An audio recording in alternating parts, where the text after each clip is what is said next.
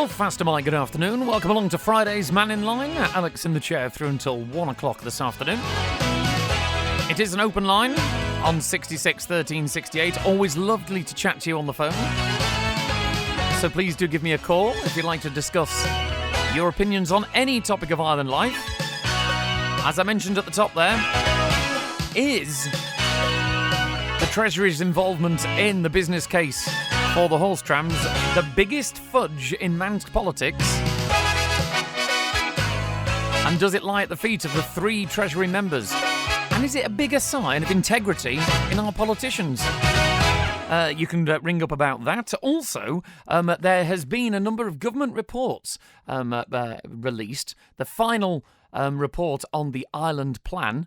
Also, efficiencies in government. Do you remember that £50 million that we were meant to be saving over 5 years from the mouth of the Chief Minister? Okay, well, the reality is a lot different. Also, when it comes to slimming down the government workforce and the civil service, how's that going? Well, a report's come out, and whilst they seem to be spending a huge amount of money on glossy-looking brochures, well, the information in it isn't exactly something to scream success, some would say. So we can discuss that in the next hour. Do give me a call, 66 13 68. But first of all, on the line, Peter Murcott is on the phone quickly this afternoon. Good afternoon, Peter. Oh, good afternoon, Alex. Yes, you'll be disappointed to know I'm coming back to the old subject. I'd like to talk about something else, but it's very imminent about the debate that will take place on Tuesday in Tynwald about the assisted dying bill. Okay, and what's the part that's made it imminent as far as you're concerned? Well, the first thing is, when the bill was sent back, I was perhaps wrongly under the impression that when the debate was reopened, they would not only reopen it with regard to the points that had been raised by the Ministry of Justice, but that would be an opportunity to correct other deficiencies, gaps and omissions in it. However, that is not possible. What I've come to see is that the debate will be confined, as far as I can understand, to the specific issues raised by the Ministry of Justice, about which some amendments have been moved. So when you say, Peter, that the deficiencies and the mistakes, is that your opinion, or is that what's actually been raised by the Ministry of Justice? Well, if they don't raise it, it doesn't mean there isn't a deficiency there. It just means they haven't spotted it. Right, okay, but I suppose it's got to have been raised when we're at this stage of the drafting of the legislation. If it's not been raised by the Ministry of Justice as an issue, it's obviously gone through. It's not going to be reopened, is it, unless it's raised as part of the formal process now? I take the point you're making, but that doesn't mean that there isn't deficiency. It just means they haven't spotted it, although they ought to have spotted it. But just to be issue-specific on this, there are a raft of amendments to meet the points that they did raise, which were in relation to the European Convention. Those in themselves are unsatisfactory, if I could just point out. Mm-hmm. One of the amendments that's being made is that under certain circumstances, doctors would make a reference to the Safeguarding Committee or Safeguarding Board, whatever they call it. The problem is that having done that, where the Safeguarding Board, let us say, agrees with the concerns which have led to the matter being raised with them, the doctor in question doesn't have to follow what they say, which to me makes nonsense of raising it in the first place, because if that's supposed to be a safeguard, and you go to the Safeguarding Board, and if the Safeguarding Board says, yes, we consider that the queries that you have were well-founded and there is a problem here, the bill says, or the amendments say, that he must have regard. Now, have regard at the very highest means he must take them seriously, but he doesn't have to follow them. Now, that to me is an obvious gap in what is supposed to be a safeguard. So, there's a similar one in the original bill, but that can't be dealt with, and that is where they have issues And again, they haven't actually got the bill isn't issue specific enough. It just relates to capacity. It doesn't mention coercion, duress, or undue influence. So, Peter, these are the issues you have with the bill. In terms of your point about it, these aren't going to be debated on Tuesday. What is the way forward from a point of view of whether it's this bill or any other bill? They still have to all go through a non-emotional standard process. So how do you feel? Is there any way that these points can be reviewed? Is there any, from your perspective as someone who's campaigning on one side of the argument, is there any doors left open? The short answer is no, because the amount of debate that can be held will only cover some. Even if they happen to amend the amendments, it will only cover some of the problems that already exist. And that was the start of my call, that you will still have a defective bill, a bill that has not got the safeguards which have been talked about so much, because some of the areas where there is a distinct lack of safeguards, and if we had a longer time, I could identify them. And they're not just my opinion, they're all there in black and white. To quote the famous phrase, everyone always says, well, that's your opinion. I can quote chapter and verse, and I didn't write the bill, so it can't be my opinion. The fact is that the most that they can do is tighten the problems about the safeguarding body, in that if they raise issues, the doctors in question must follow what they say, because that's supposed to be a safeguard. There's another area within it, and that is that powers are given to, I suppose, the relevant department. I suppose it would be the Department of Health, to raise the details of the process that's to be followed when they make a reference to the safeguarding committee. However, it says that they may make certain provisions. Now, surely that should be must, because, after all, doctors won't necessarily be experts in the safeguarding procedure. And if there are certain procedures that need to be specified, well, then they should be specified. But those are not the only deficiencies within the amendments that are being moved. But okay, Peter, in terms of, just to wrap this up, in terms of the debate going through, if the amendments are carried and all goes well from the supporters' point of view of the bill on Tuesday, do you think, in your opinion, it's going to go through with the Ministry of Justice, or do you think we're going to be back here again at some point? Well, it depends on whether the Ministry of Justice takes notice of other gaps and omissions in it. If they take notice of that, then it won't go through.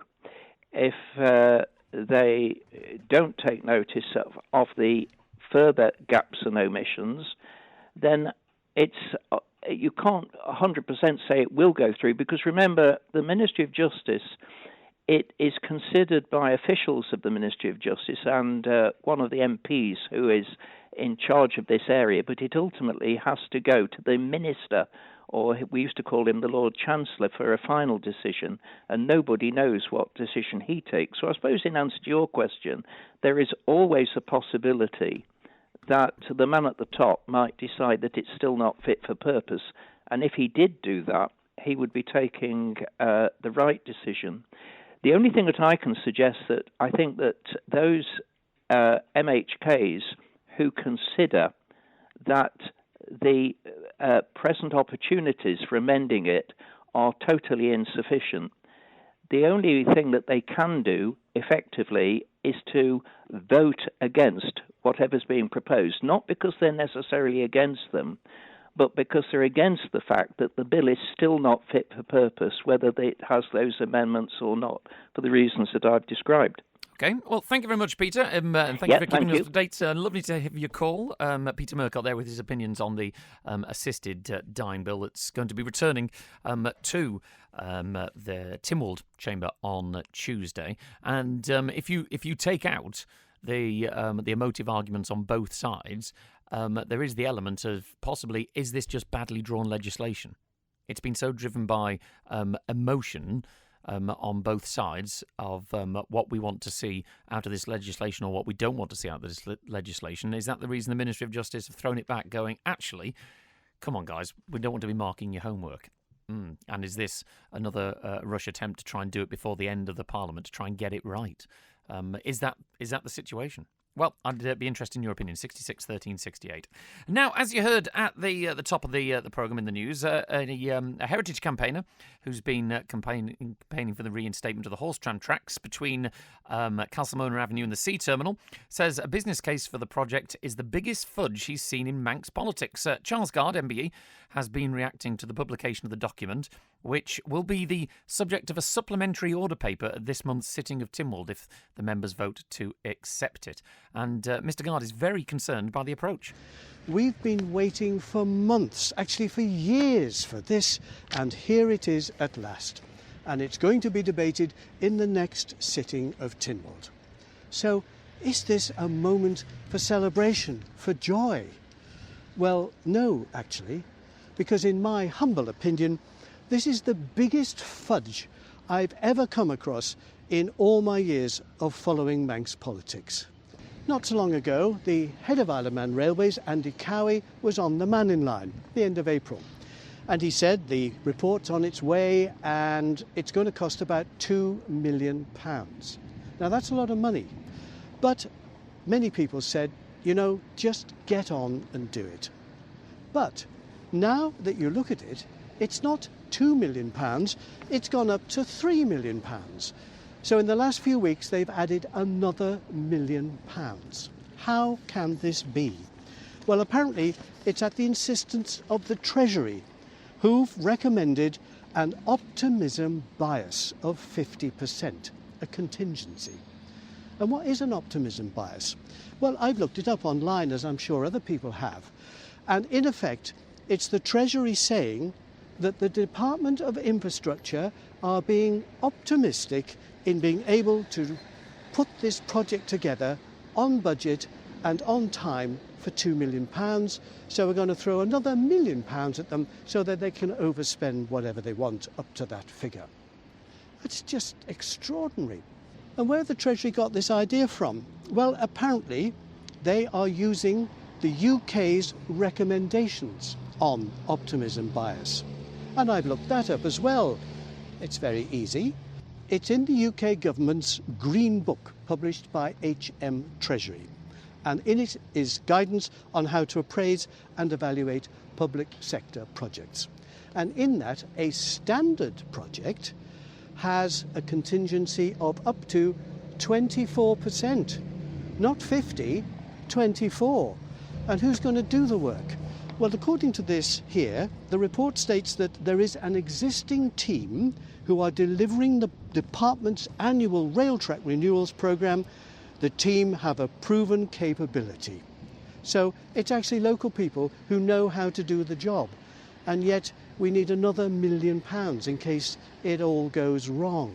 Oh, and then the Treasury say that this contingency is there because of increasing global instability driving up construction and supply costs. Well, hang on a moment. What supply costs? We've already bought the rail. It's been in storage for years. Is the war in Iran really going to affect our splendid team who have a proven capability working on the Isle of Man by £1 million? I just don't think so.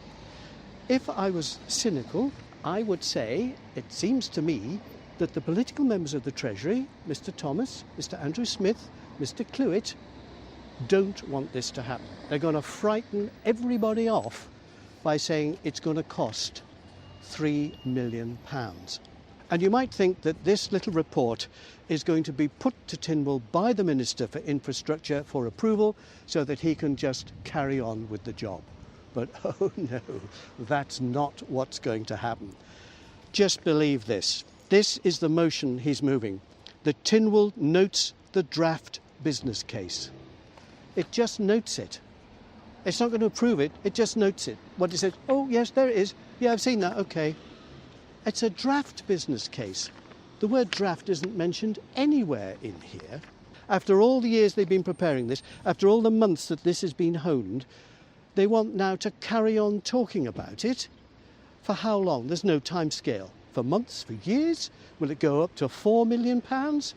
If this isn't one of the greatest cases of kicking the can so far down the road you can't see it, then I don't know what this is. Well, we do know what it is. It's pretty well saying this isn't going to happen for all these ludicrous reasons. Let me just finish by reminding everybody of what Mr. Thomas said in an email in a response to someone, a member of the public, writing in about the horse trams. And I quote, I've got the words here, he said, "If I am re-elected and am able to serve in a senior position in the next government, we will reinstate the horse tramway to the sea terminal in the next Parliament." Really? So there's a carrot for the constituents, isn't it? They've got to re-elect you so that you can do this. But hang on a moment. You are already elected.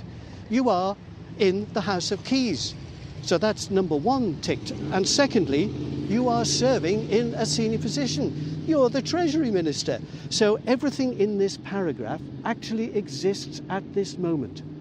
So if you are a man of your word, if you have any intention of carrying out what you say, you can do it right now.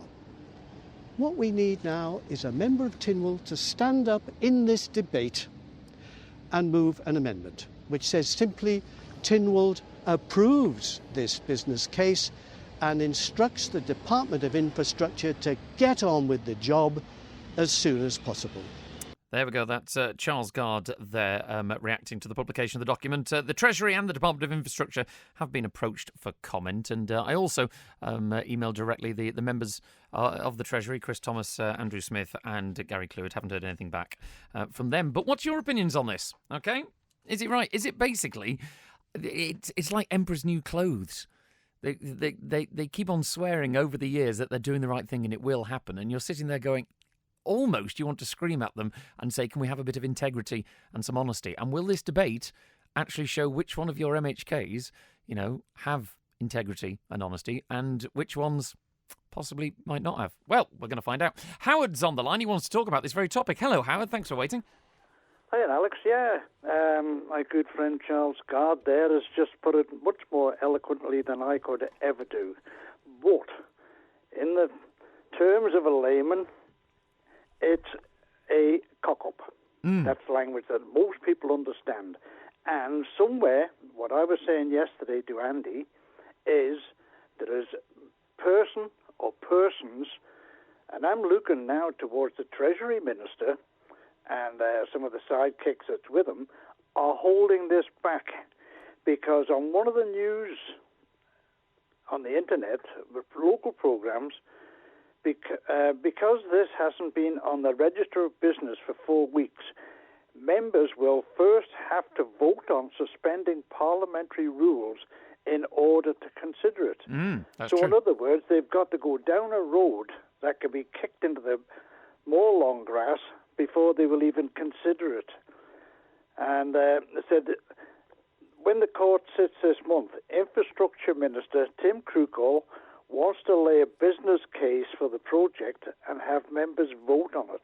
But they can't do it because somewhere within the civil service and the legal teams there, it has not been presented to government.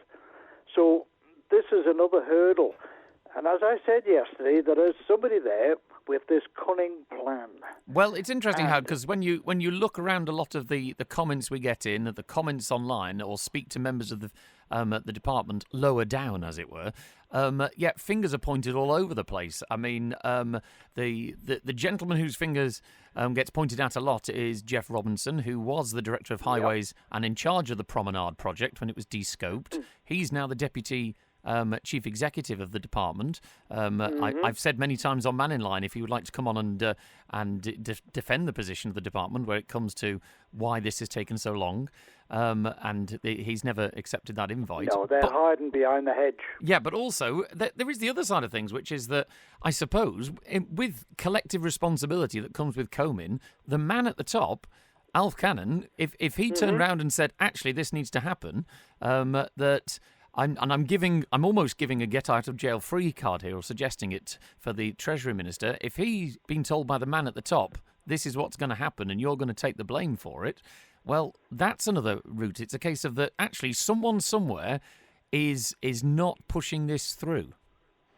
Exactly. This is what I was saying to Andy yesterday. There's somebody within government, ministerial or otherwise, and then there's going back to the civil service, the hierarchy in the civil service are holding this back purposely until such times that a new influx of MHKs come in September, and then the civil service will have carte blanche then to ride over the new recruits, as I say, green, and this will never appear then, and the horse trams will never get to the sea terminal, which will be an utter disgrace.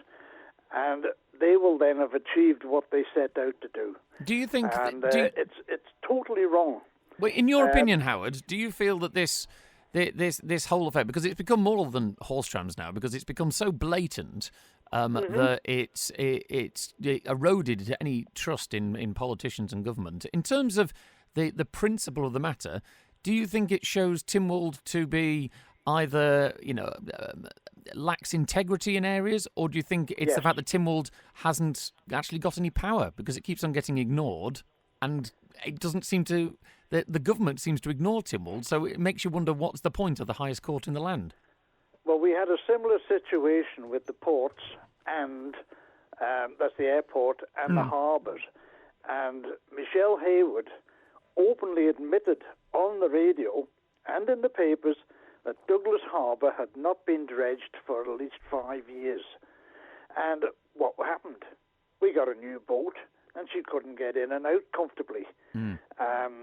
The other boats, the other ships beforehand were, a couple of times the Ben McCree was cutting it fine, but this is where they've been cutting and cutting and cutting. And we all know that at one time they said that the pension scheme for civil service pension scheme, which was a non-contributory, was going to bankrupt the government. And now the savings that they've been trying to accumulate over the years are now coming back to bite them. And we find that the ports are going to have a serious dredging. Ronaldsway wants a serious update, radar, etc., and various other aspects of the DOI, which is a huge conglomerate, are falling asunder. Do you feel, Howard, that the problem is, I take after my father and having very little regard for bean counters, but when it comes to the bean counters in Treasury, the idea of maintenance seems to be the one thing they can cut. And eventually deferred maintenance will come back and bite you, and it'll either be in the fact that you'll have a failure of something very dangerous will happen, and possibly, really quite tragic, or it's a case of that things go by the wayside and you're managing decline, surely. Well, I said this yesterday, when the tourist board was done away with, and they resigned themselves to the fact that the Isle of Man was no longer an active tourist area, tens or hundreds of thousands of people, the voice was from within government, just leave it quiet, it'll wither on the vine. And we found exactly the same thing has happened with the DOI. Leave it, and people will get fed up with listening to it and ignore it. And we have a lot more new people coming to the island that do not have the inclination. Now, where you are out at Groudle, on the railways, that was one that went into decline, and you and your team and was it Tony Baird? Yep. They built that back up to what is now a magnificent railway and a credit to the Isle of Man. And I can tell you now, I've ridden on that one. It was the original one. I'm that old. But this is what happens. People do tend to say, well, nobody misses it, but they do miss it, very much so. And I think a lot of the people, how quiet it is, there's not many apart from Sarah Maltby and, of course, now Michelle Haywood, saying anything about the trams. Nobody else has come on about it within our politicians, and we've got 24 of them. The silent majority. Yeah. And how are they sitting back waiting and hoping and come out with some crazy ideas in the next couple of months. Oh, I'm all in support for it, but it'll have to go through this and that and the other. They are biding their time, filibustering, gerrymandering. Okay. All right, Howard. Well, thank you very much for that. I'm going to move on because I've got quite a few callers, but always lovely to talk to you. Okay, thanks, Alex. Cheers, take care. Bye. Now. Always great to talk to Howard. I'm going to quickly go to Betty because she's been waiting and I know she's got to rush off for something. So, Betty, how are you? Hello, darling. Hello, darling. How are you? I'm just teasing.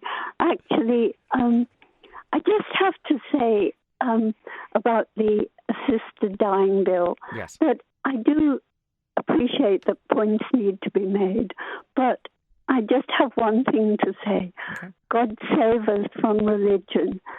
And I'm still joking. I presume then you're not a religious person yourself. No, I'm not at all.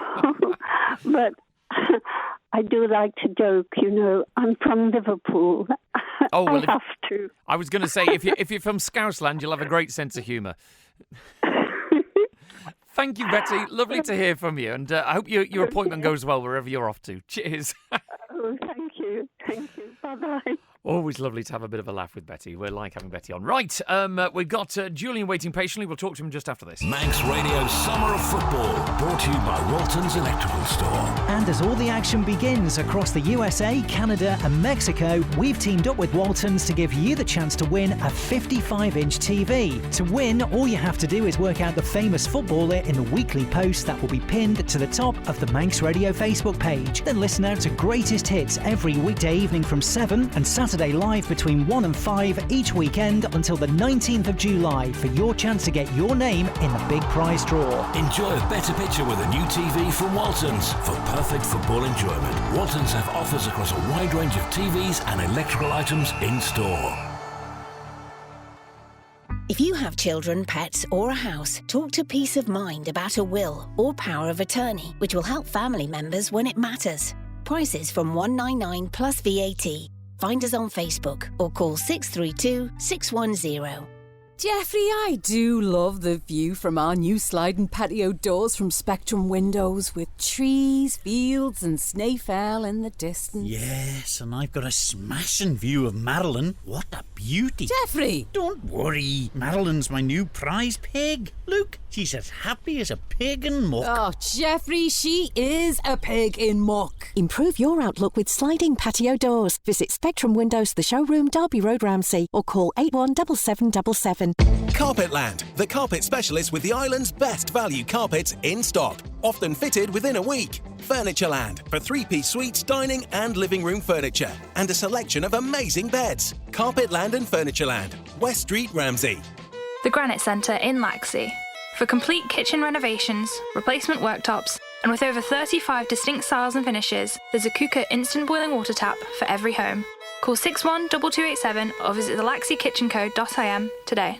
At Ramsey Garden Centre, enjoy exclusive savings and get inspiration for your home or garden. And as stock arrives every week, drop in or follow our Facebook page. Grow smarter, greener, season after season with Ramsey Garden Centre. Crow Isle of Man Chartered Accountants. Remember when you used to get business advice from your bank manager? Stiff upper-lipped pillars of the community whom you called Sir?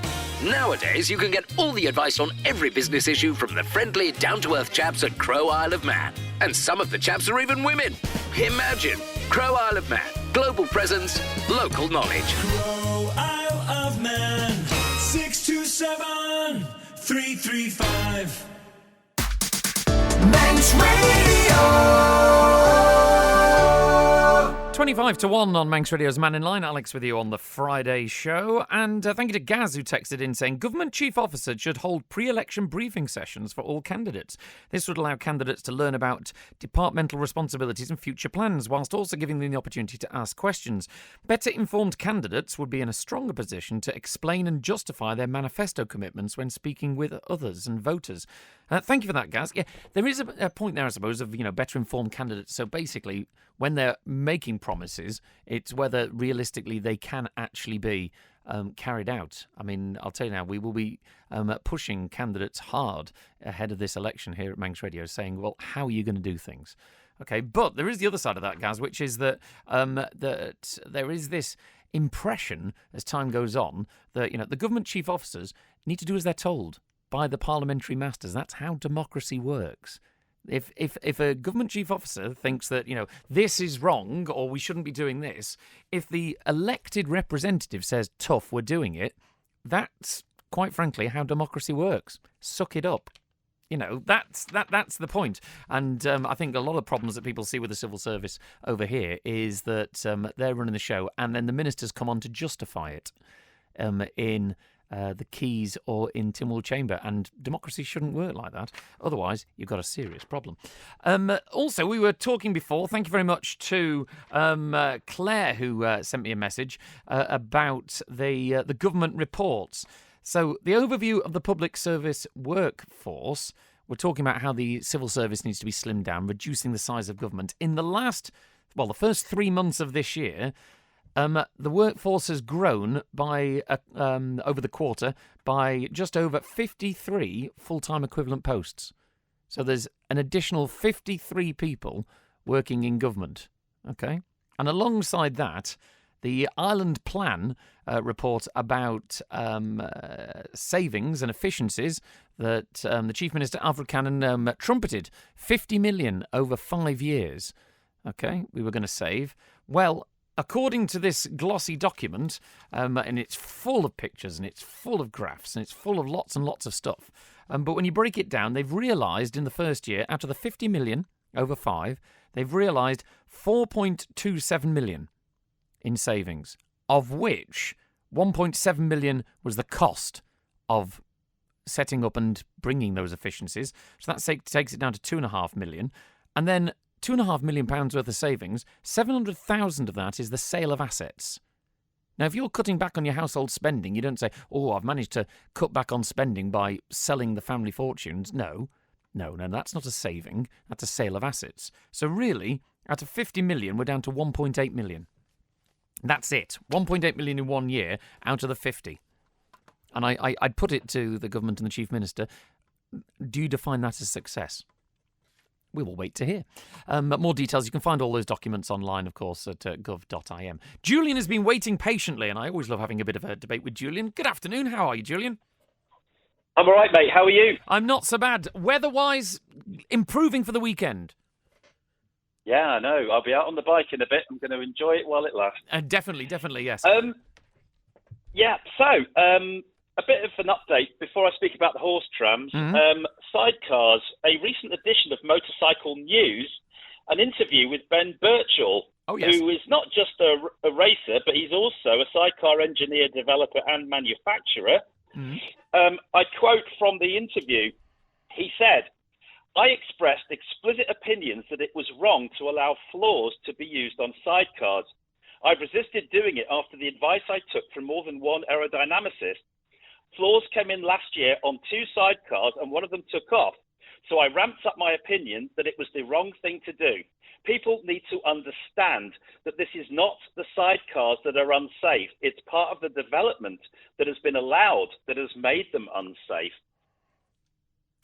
Ben Birchall. I was going to say, so from your point of view then, Julian, reading that, do you feel that you find this in lots of areas of life, that maybe the people who are close to it, their opinion is that actually the regulations and the changes that have been forced through, they weren't listened to? Absolutely. I think, and Bonzo correctly said yesterday, there's just 18 days left, and use of the word viability and sustainability, they're negative connotations instead of corrections or development or this type of a future development. There's none of that. It's all about this negativity. So there's only 18 days left. So I think if people want to keep the sidecars, which probably will mean the TT in general later on, because if one goes, the other will go. I think people need to dig their heels in right now. And if you've got Ben Birchall, who is he's not just a racer, he's developing, he's manufacturing these things. I also wonder if there's a bit of pressure from across. I noticed that the chair of the Autocycle Union, Tim Lightfoot, is also on the sustainability panel. And I wonder if there's some sort of this sustainability word rears its ugly head again. And I'm just wondering if there is some pressure from across with this as well. So I don't know. I think we need to dig our heels in on this. If there has been something that's made these sidecars less safe, and I'm just quoting from Ben Birchall. It's not like. I mean, so, if I was playing devil's advocate, Julian, I'd sit there and say, well, maybe, because in motorsport in general, there has been huge strides trying to make it safer, and there is almost a bit of almost dark humour around when they say they're not doing things because it's not safe. Motorsport is not safe.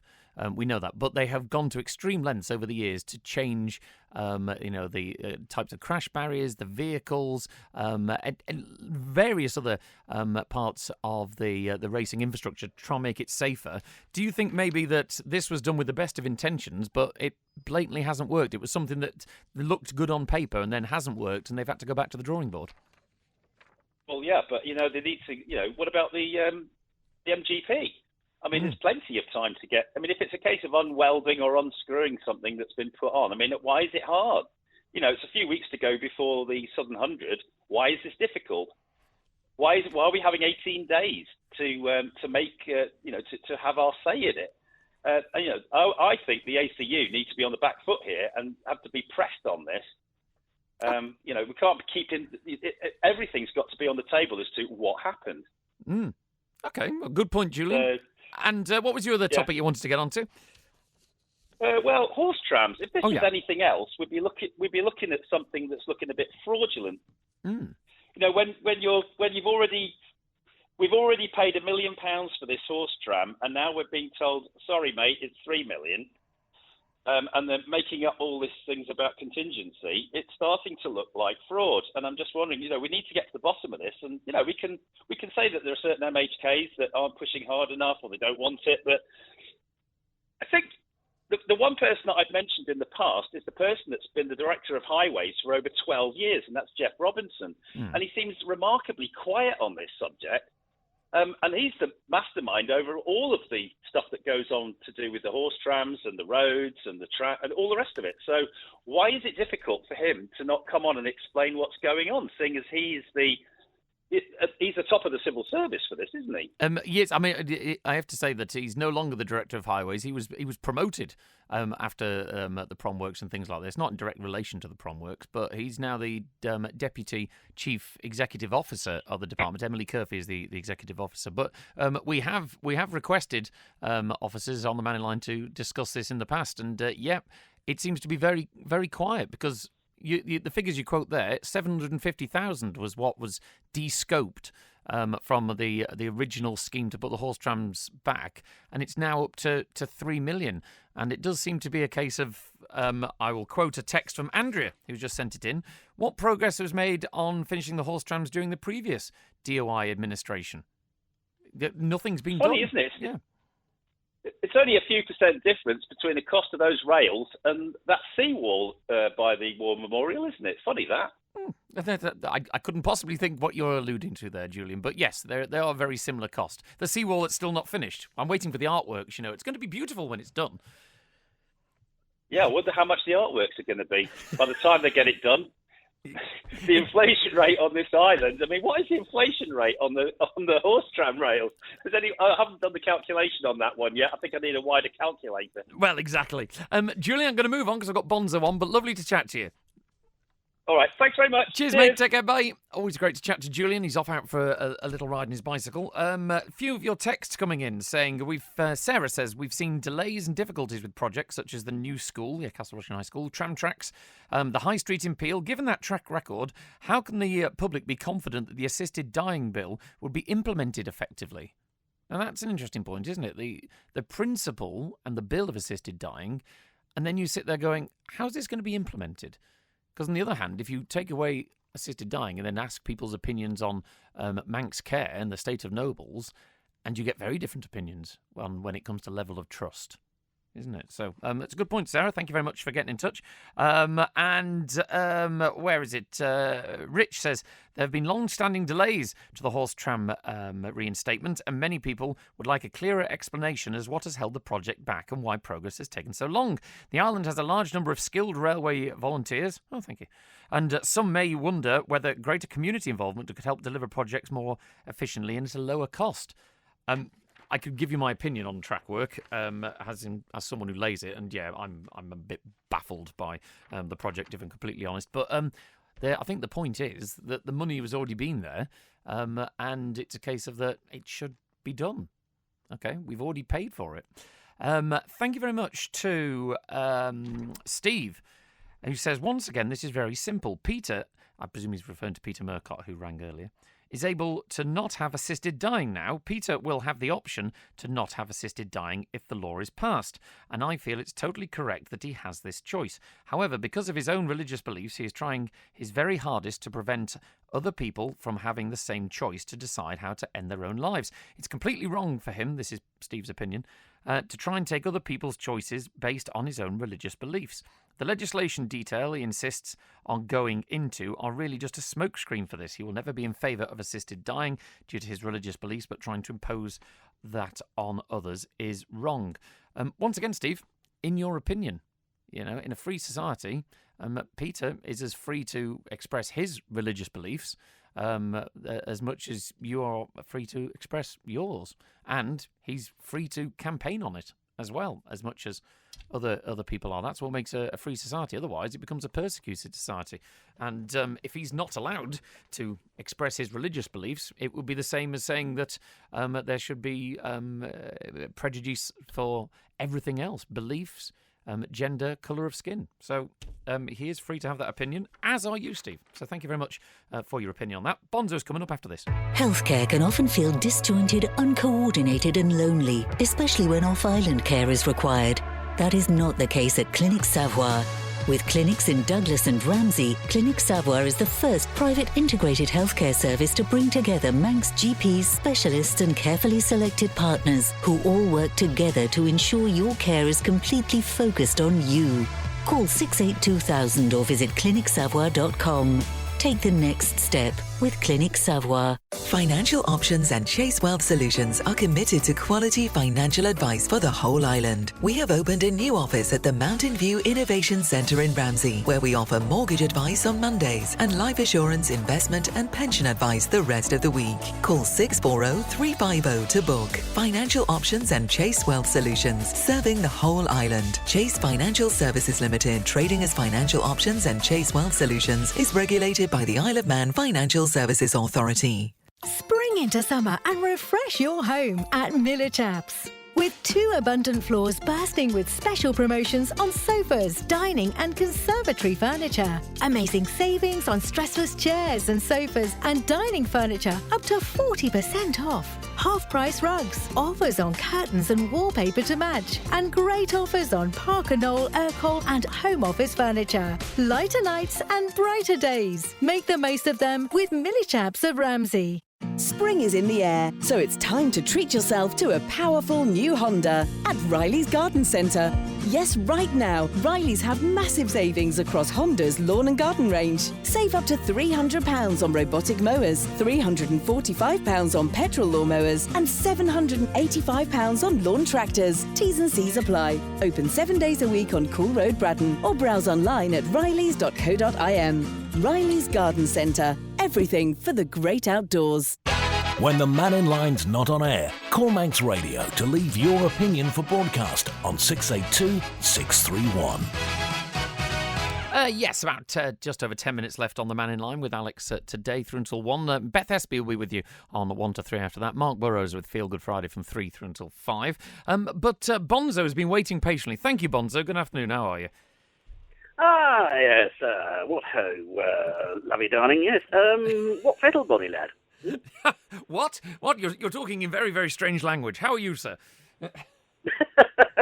Yes, you're supposed to say fine fettle. Oh, sorry. But, I'm in fine fettle, sir. Fine fettle. That's it. Yes, fine. Yes, just before I talk about the things that I going to talk about, very quick comment on the assisted dying bill. Yep. there's not going to be a cat in hell's chance of it being given royal assent, because assisted dying has not passed through Westminster. And if it's not passed through Westminster, nobody else is going to have it. That's your opinion, I presume, as opposed to the practical point of view. So what you mean? No, that's also a practical point of view, as someone who's done putting primary legislation through Parliament. Just explain for me quickly then, Bonzo, in terms of, because our bills generally don't have to go through Westminster Parliament before royal assent. So why, because once we've passed them here and they're passed on for royal assent and that's it. So why would this one need to go through Westminster? Oh, no, it doesn't go through Westminster. The point is that Westminster's own private members' bill I get you. didn't go through. Right. Yeah. Mm-hmm. And that's going to be, I think, reintroduced in the new session. But unless assisted dying is approved by Westminster, it ain't going to happen anywhere else. I get your point. Okay. In the UK. Okay. Yeah. It just simply will not happen. Okay. Going back to the horse trams now. Yes.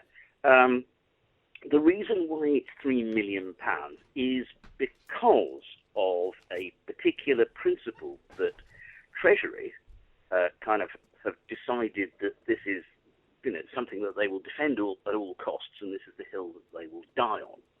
And that is that departments cannot spend the same amount of money twice. Yes. Yeah. So that money was reallocated in the rescoping. De-scoped by Treasury, yes. De-scoped, yeah. So, that went into the prom project as such. So, you now have the cost that's being brought through on a business plan, and also let's not forget that the person who has pretty much fought tooth and nail to actually get this resubmitted through DOI was the former DOI minister. Michelle Hayward. Tim Crookall was very, very, very inactive on that throughout this, but she put it through, and I dare say that was against considerable opposition actually in the department. Why do you think that? Why do you think that is? Because bearing in mind that civil servants, and I'm not decrying people's jobs here, but civil servants, by the title, you're meant to be serving, civilians. You are there to do the public's bidding, effectively. So surely civil servants, that you don't have an opinion on the way you're meant to be doing things. You're just told by the elected representatives, and you follow the policy. So why is that the case that there is so much opposition to this? Because elements of policy touch on other elements of policy. Right. And if you make one change, then there may have to be many more changes that you may have to make because of that change that then have adverse effects. So, those are the kind of things that you argue with the minister when you submit all the briefing and stuff on that for the decision. And in this case, I can't. But can you explain to me what sort of policy then gets in the way or is being affected by finishing the job? Right. Well, as I say, it's Treasury's idea of you mustn't be able to spend money twice. Right. Now, this is why now it has an allocation of £3 million when it actually costs £2 million. Yeah. Because what will happen is then, if the £3 million is passed, then the horse trams get reinstated. It'll only cost £2 million though, because Treasury will shell game the other $1 million to come back to cover the previous 700,000. Oh, I see your point. So effectively, because if you look through the budget, there is a line there to actually pay Treasury for the rail that we already own. There's quite a bit of double accounting.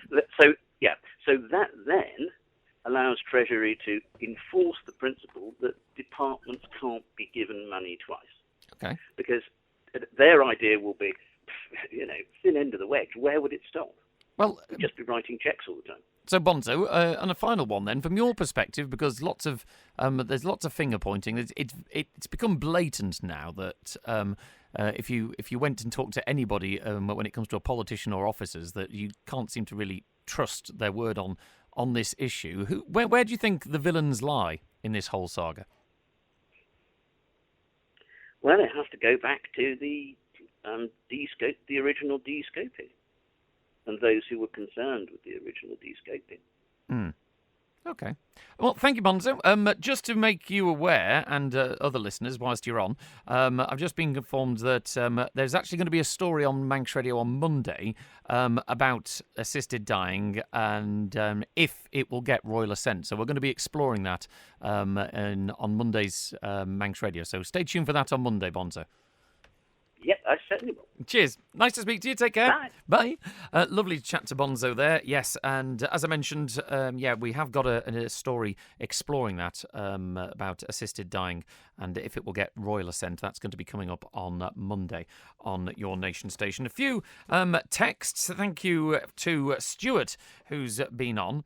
And he says, I've noticed what appears to be an increasing number of unmarked vehicles operating as taxis around the island. Are all of these vehicles properly licensed? And what are the regulations regarding taxi identification and markings? I don't actually know off the top of my head. As a member of the public, it can sometimes be difficult to tell whether a vehicle is a legitimate taxi. I suppose there's a difference between the ply for hire taxis, which are the ones that you can flag down, and then also the ones that you might book on an app or ring up. More like a private hire, isn't it? He also says, regarding the Douglas Promenade tram track project, my understanding is that the funding was originally approved for the full length of the planned route. However, only part of the route has been completed and additional funding is now being requested. Yeah, that's true. Could the relevant department explain why the original budget was insufficient? Well, it wasn't. It was de-scoped by, well, this is where we get into the murky waters, isn't it? Between the Department of Infrastructure and the Treasury, using the powers of the Treasury Act. And the Minister at the time was the late Tim Baker, who sadly can't answer these questions. And the Treasury Minister was our Chief Minister now, Alfred Cannon. Maybe we should ask him. Thank you for your calls this afternoon and all your texts. Thank you to my producer, Michelle Kane. Beth Espy is up next. Have a wonderful Friday afternoon.